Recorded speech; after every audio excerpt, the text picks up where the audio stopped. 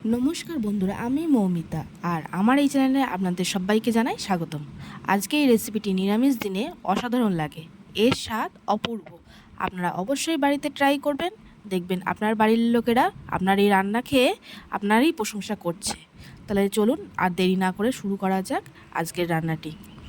প্রথমে আমাদের বরবটিগুলোকে ভালো করে ধুয়ে নিয়ে লম্বা লম্বা করে কেটে নিতে হবে। তারপর আমাদের লাগছে পনির, এটিকে আমি গ্রেট করে নিয়েছি। আর লাগছে টমেটো কুচি, আদা কুচি, কাঁচা ও শুকনো লঙ্কা, বাদাম এবং জিরে, এগুলোকে একত্রে আমি শিলে বেটে নেব। এরপর কড়াইটি গ্যাসে বসিয়ে গ্যাসের জোর মিডিয়াম রেখে আমি কড়াইতে সর্ষের তেল দিয়ে সর্ষের তেলটা গরম করে নেব। তারপর ওই তেলে আমি আগে থেকে কেটে রাখা বরবটিগুলো দিয়ে দেবো। তারপর এক এক করে নুন আর হলুদ দিয়ে বরবটিগুলো ভেজে নেব।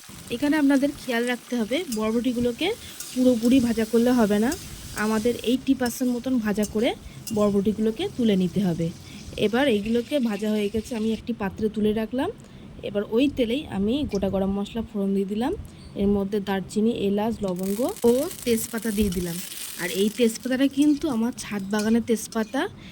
এই চ্যানেলে আমার ছাদ বাগানেরও ভিডিও আছে, আপনারা চাইলে সেই ভিডিওগুলো দেখে আসতে পারেন।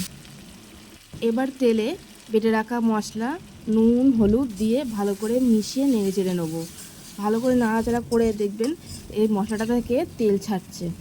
যখনই এই মশলা থেকে তেল ছাড়বে তখনই আমরা ওই ভেজে রাখা বরবটিগুলো দিয়ে দেবো।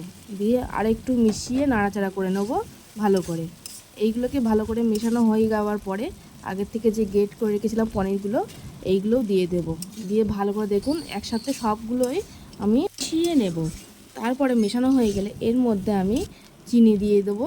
চিনিটা দিতেই হবে, যেহেতু এটা নিরামিষ রান্না, এতে চিনি না দিলে রান্নার স্বাদ ভালো আসবে না। তারপর মেশানো হয়ে গেলে সব শেষে আমরা এবার ঘি আর গরম মশলা দিয়ে আরও একটু নাড়াচাড়া করে নেব। নাড়াচাড়া করে এইগুলোকে রান্নার সাথে ভালো করে মিশিয়ে দিতে হবে। মেশানো হয়ে গেলে এইগুলোকে আমরা প্লেটে তুলে নেব। দেখুন আমার প্লেটে কিন্তু তোলা হয়ে গেছে এবং আগে থেকে কিছু পনির আমি লম্বা লম্বা করে কেটে ভেজে রেখেছিলাম, সেইগুলোই দিয়ে আমি গার্নিশ করে দিলাম। আমার রান্নাটা যদি আপনাদের ভালো লেগে থাকে তাহলে অবশ্যই লাইক, কমেন্ট, সাবস্ক্রাইব করে আমার পাশে থাকবেন। নমস্কার।